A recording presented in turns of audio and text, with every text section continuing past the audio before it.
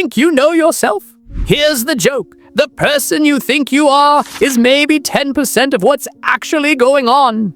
Carl Jung spent his whole life mapping the other 90%, and what he found should terrify you or liberate you, depends how brave you are. See, right now, while you're listening to this, there's a whole crowd of characters living in your head. The mother you never had, the villain you refused to be, the God you stopped believing in. They're all in there, pulling your strings, and you call it free will. Jung called it the collective unconscious, and once you see it, you can't unsee it. Most people sleepwalk through life thinking their thoughts are their own. I decided to marry her. I chose this career. I don't like those people. Did you? Did you really? Or did something ancient choose through you? Jung had this patient once. Successful businessman. Came in because he kept dreaming about being chased by a black dog. Every night, same dream. The dog gets closer. He wakes up sweating. So Jung asks him, "What are you running from in your life?" The guy says, "Nothing. I'm successful. I'm happy." 3 sessions later, the man breaks down. Turns out he's been embezzling money for years. The black dog, that was his conscience, the part of himself he'd buried so deep he thought it was dead. But you can't kill your shadow. You can only pretend it's not there while it grows teeth in the dark. Here's what nobody tells you about being human. You're not one person, you're a committee. And most of the committee members have never met each other. There's the you that shows up to work, the you that exists with your mother, the you that comes out after 3 drinks, the you that appears in dreams. Which one's real? Wrong question. They're all real. The question is, which one's running the show? Jung figured this out when he lost his mind, not metaphorically. The man had a complete breakdown, started seeing things, having conversations with figures from his imagination. His soul appeared to him as a woman named Salome. A wise old man called Philemon taught him about the nature of reality. Any psychiatrist today would medicate him into silence. But Jung did something radical. He listened. He painted what he saw. He wrote down the conversations, and slowly he realized these weren't hallucinations. They were parts of himself that had been trying to talk to him his whole life. He just finally got quiet enough to hear them. You want to know why you keep dating the same person with a different face? Why you explode over nothing? Why certain movies make you cry and you can't explain it? Because you're not in charge.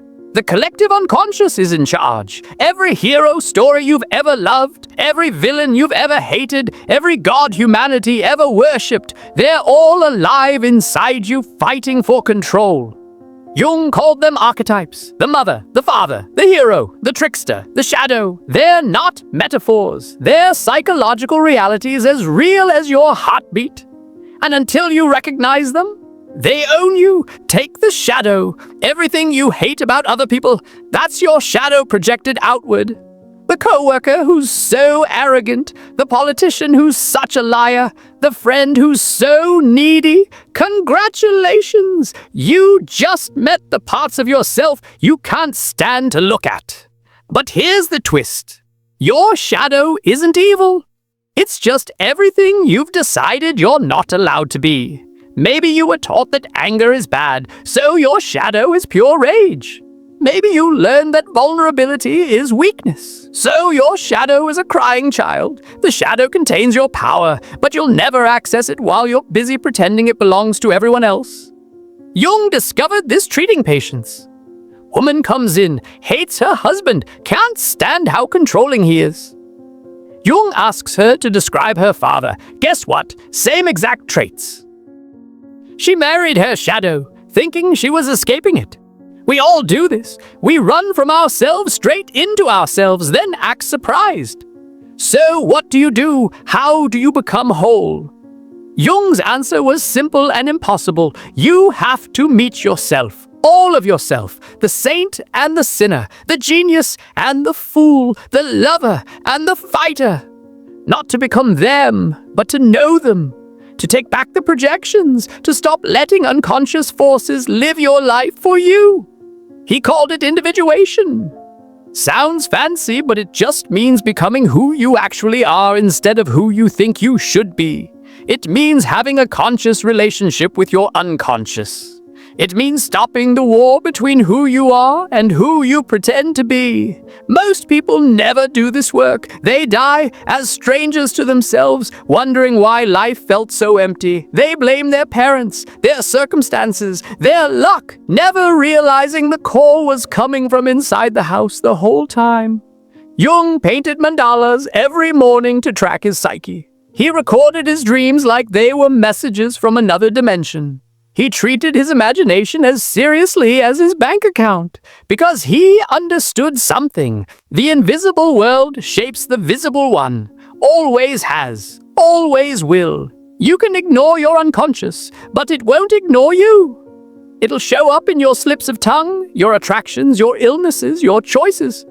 It'll write your story while you think you're holding the pen. Or you can turn around and face it, have the conversation, meet the crowd living in your head. That's what Jung figured out. You're not crazy for hearing voices. You're crazy for pretending you don't. The psyche is vast, multidimensional, ancient. You're walking around with the entire history of humanity in your DNA, using maybe a fraction of your psychological capacity, then wondering why you feel like something's missing.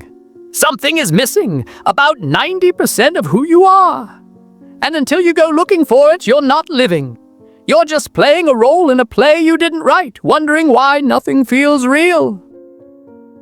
Jung went into the depths and came back with maps. The maps are there if you want them. But here's the thing about maps. They're not the journey.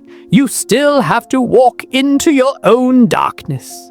You still have to meet your own demons. You still have to discover that the line between madness and enlightenment is thinner than you think. The question isn't whether you'll do this work. Life will force you to, one way or another. Through crisis, through loss, through the simple, unbearable pressure of pretending.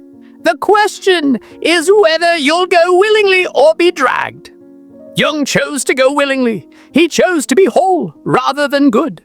Real rather than nice, complete rather than perfect. And in choosing that, he figured out what life actually is.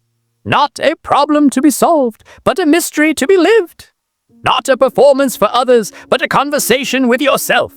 The conversation's waiting, your shadow's waiting, your soul's waiting. The only thing stopping you is the comfortable lie that you already know who you are. You don't, but you could. That's the whole game. That's always been the whole game.